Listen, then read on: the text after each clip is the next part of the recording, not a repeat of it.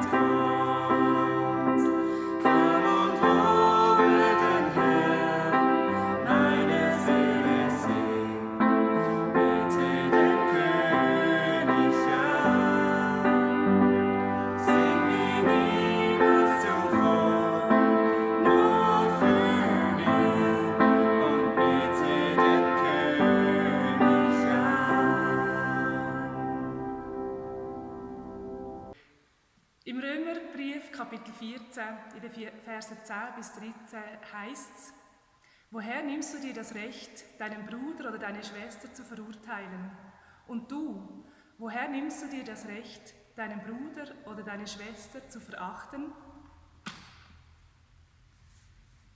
Die sozialen Medien laden uns dazu ein, über andere zu richten. Da nimmt das gegenseitige Abqualifizieren beängstigend zu. Man verfolgt Andersdenkende, Menschen, wo man dann ihre Fehler in der medialen Öffentlichkeit anprangern kann und die können sich nicht dagegen wehren. Wir können darauf aber nur wirkungsvoll antworten, indem wir auch diesen verbohrten und hasserfüllten Menschen wertschätzend begegnet.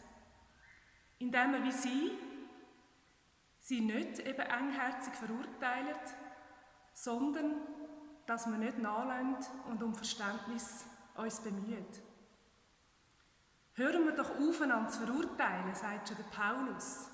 Richtet nicht, sagt uns Jesus. Aber auch unter Christen macht man andere schlecht, stellt sich über sie. Natürlich bilden wir uns Urteile über andere. Wir schätzen ein, was wir von einem Kollegen erwarten können, wie wir auf einen Schüler eingehen sollten, was wir von einem anderen Menschen halten sollten. Wir können gar nicht anders. Jesus warnt uns aber, weil wir einander so oft nicht genau anschauen. Wir sehen nur das von einem Menschen, zum Beispiel eben das Äußere, das, was er gesagt hat, das, was er gemacht hat. Und schon sagen wir, aha, so eine ist das also. Keiner von uns ist frei von Vorurteilen. Wir bilden uns eine Meinung über andere und leider eben oft falsche. Hören wir doch auf, einander zu verurteilen. Aber wo ist die Grenze? Wo müssen wir vielleicht auch urteilen oder sogar verurteilen, wenn es um Wort, Gerechtigkeit oder ums Leben geht? Ich glaube, in ganz vielen Fällen ist Barmherzigkeit wichtiger als die Rechthaberei. Hört auf mit dem Richten und dem Recht haben wollen. Wir alle sind darauf angewiesen, dass auch uns Barmherzigkeit passiert. Wir alle haben es nötig, dass Gott uns gnädig anschaut. Sie kennen alle das Beispiel, die Geschichte von der Ehebrecherin, die von mehreren Männern zu Jesus gebracht wird und sollte gesteinigt werden. Jesus nennt nicht gut, was die Frau gemacht hat. Sie hat schlecht gehandelt, Schaden und Leid zugefügt und damit auch gegen Gott gehandelt. Die Bibel sagt sie hat gesündigt. Das sagt Jesus zu ihr. Aber zuerst schaut er die Frau ganz genau an. Und er ist in dieser Geschichte wohl der Einzige, der sie eben wirklich anschaut. Ich verurteile dich nicht. Du bist jemand für mich, nicht nur so eine. Du hast auch jetzt noch eine Würde vor Gott, ein Ansehen vor Gott. So gut möchte auch ich angeschaut werden. So wollen wir doch alle angeschaut werden, barmherzig, wertschätzend, liebevoll. Hören wir darum auf, einander zu verurteilen. Ja, ich bin immer wieder herausgefordert, nicht zu urteilen über meine Mitmenschen. Und ich merke, umso weniger, dass ich urteile über die Mitmenschen, umso weniger habe ich auch Angst, verurteilt zu werden. Ich bin über die Ostertage wandern, von Spiez aus, und als ich auf dem Gipfel angekommen bin, habe ich ein Bild gemacht. Und der erste Gedanke war, das ist so schön, das möchte ich jetzt teilen mit den Menschen, die mich kennen, und seinen WhatsApp-Status rein tun. Doch habe ich gezögert und gemerkt, irgendwie möchte ich es gleich nicht machen. Was denken denn all die Menschen, die das sehen? Hat nicht der Bundesrat gesagt, man soll daheim bleiben? Aber der Weg dort rauf, habe ich doch ganz genau geschaut, dass ich niemandem zu nahe komme, dass ich den Abstand behalten kann. Und auch bin ich allein gegangen. Ich habe einfach Zeit gebraucht, in der Natur zu sein. Einfach mal weg wollen. Geht doch allen ein bisschen so, oder nicht? Die heutige Kollekte ist für Hilfsgüter für das Spital auf der Insel Lesbos bestimmt. Die Lebenssituation der Flüchtlinge auf der Ägäischen Insel ist katastrophal. Am härtesten betroffen ist Lesbos, wo nach neuesten Zahlen 20'000 Menschen auf Asyl und auf eine Weiterreise hoffen.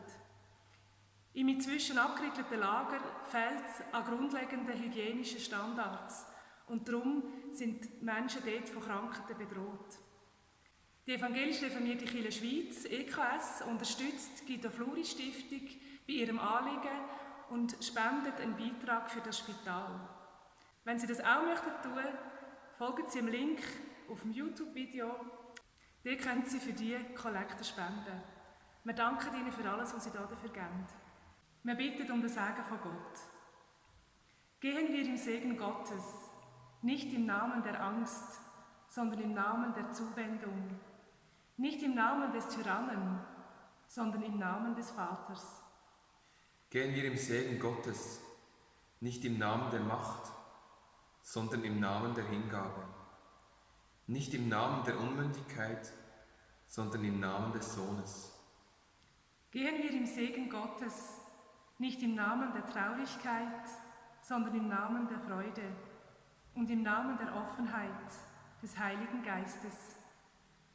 So segne uns und behüte uns der dreieinige Gott, Vater, Sohn und der Heilige Geist. Amen.